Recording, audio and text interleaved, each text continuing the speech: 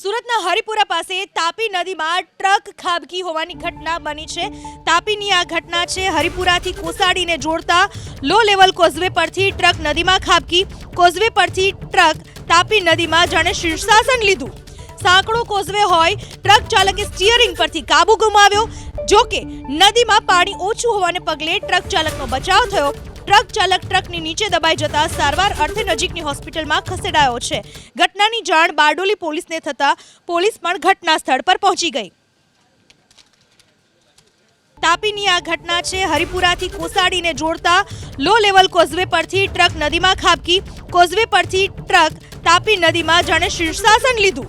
સાંકડો causeway હોય, truck ચાલકે steering પરથી કાબુ ગુમાવ્યો। જો કે નદીમાં પાણી ઓછું હોવાને પગલે ટ્રક ચાલકનો બચાવ થયો। ટ્રક ચાલક ટ્રકની નીચે દબાઈ જતા સારવાર અર્થે નજીકની હોસ્પિટલમાં ખસેડાયો છે। ઘટનાની જાણ બારડોલી પોલીસને થતા પોલીસ પણ ઘટના સ્થળ પર પહોંચી ગઈ।